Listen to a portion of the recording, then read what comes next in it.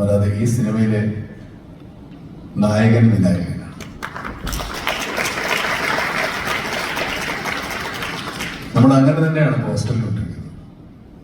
ഈ പോസ്റ്റർ കണ്ടില്ല. വിനായകനാണ് നമ്മുടെ സിനിമയിലെ നായകൻ. ഞാൻ നെറ്റിലേക്കൊന്ന് ആലോചിച്ചു പോയി.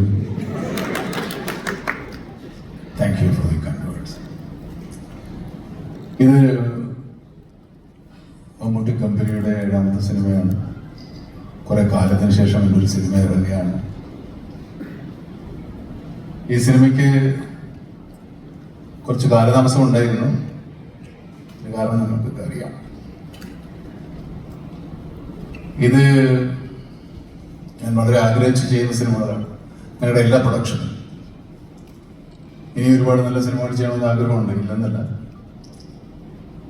ഓരോ സിനിമയും വളരെ സന്തോഷത്തോടെ പ്രേക്ഷകർ സ്വീകരിക്കുമ്പോൾ സമാധാനമുണ്ട്. നമുക്കിനിയും നല്ല സിനിമകൾ ചെയ്യാൻ സാധിക്കും. അതിന് നമ്മുടെ പ്രേക്ഷകരുടെ എല്ലാ സപ്പോർട്ടും ഉണ്ടാവും എന്നുള്ളൊരു ആത്മവിശ്വാസം. ഈ സിനിമയും അങ്ങനെയാണ്. ഇതൊരു പരീക്ഷണ സിനിമയെന്നല്ല ഞാൻ പറയുന്നത്. പരീക്ഷണ സിനിമയെല്ലാം പരീക്ഷണങ്ങൾ തന്നെയാണ്. പരീക്ഷണങ്ങളില്ലാത്ത ഒരു സിനിമ ഇറങ്ങുന്നില്ല. 10 കോടിയുടെ ആയാലും ശരി, 100 കോടിയുടെ ആയാലും ശരി, എല്ലാം പരീക്ഷണങ്ങളാണ്. അത് വിജയിക്കുന്നത് വരെ അത് പരീക്ഷണമാണ്. വിജയത്തിന് ശേഷമേ അതൊരു വിജയമാകുന്നുള്ളൂ. ഈ സിനിമയും അങ്ങനെയാണ്. ഇത് എന്നെ സംബന്ധിച്ചുള്ളത് സിനിമയല്ല പരീക്ഷണം. എൻ്റെ കഥാപാത്രമാണ് ഇതിൻ്റെ ഏറ്റവും വലിയ പരീക്ഷണം. ഈ സിനിമയിൽ ഞാൻ ചെയ്യുന്ന കഥാപാത്രത്തെ ഒരുപക്ഷെ നിങ്ങൾക്ക് സ്നേഹിക്കാനോ ഇഷ്ടപ്പെടാനോ വലിയ ബുദ്ധിമുട്ടാണ്. പക്ഷേ ഈ കഥാപാത്രം നിങ്ങൾക്ക് സിനിമ കണ്ടു പോകുമ്പോൾ തിയേറ്ററിൽ ഉപേക്ഷിച്ചിട്ട് പോകാൻ പറ്റും.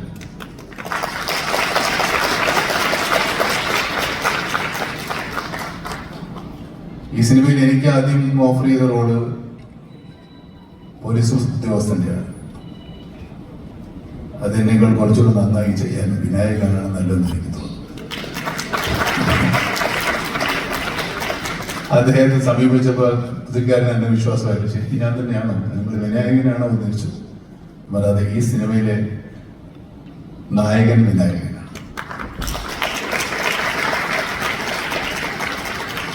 നമ്മൾ അങ്ങനെ തന്നെയാണ് പോസ്റ്ററിൽ ഇട്ടിരിക്കുന്നത്. ഈ പോസ്റ്റർ കണ്ടില്ല. വിനായകനാണ് നമ്മുടെ സിനിമയിലെ നായകൻ. ഞാൻ നായകനാണ്, പക്ഷെ പ്രതിനായകനാണ്.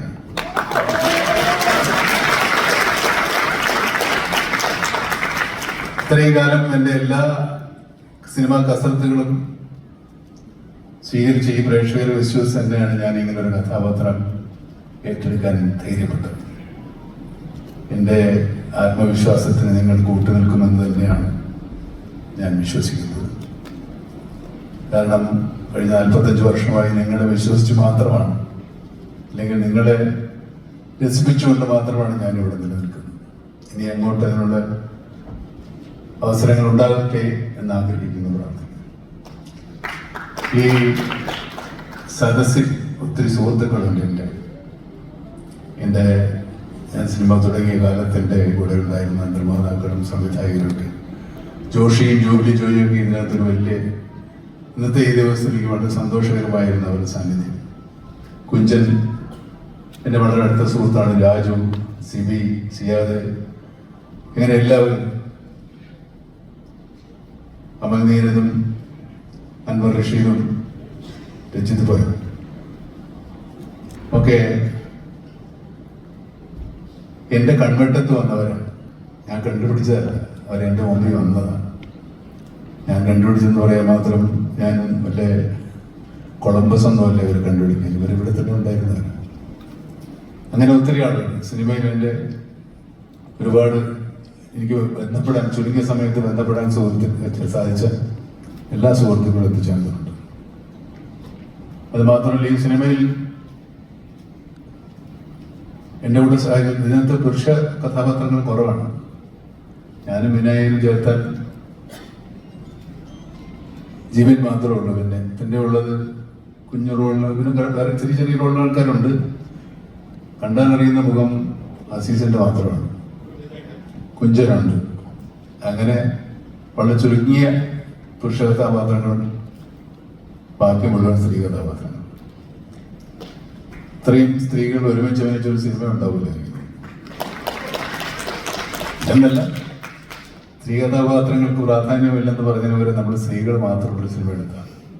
പക്ഷെ അവരെല്ലാവരും ഈ സിനിമയോട് സഹകരിച്ചു. നമുക്കിപ്പോൾ ഇങ്ങോട്ട് വിളിക്കണം.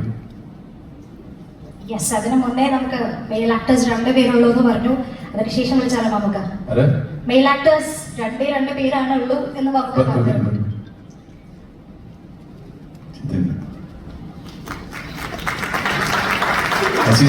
വരേണ്ടതാണ് ശരിക്കും. നിങ്ങൾ പോയിട്ട്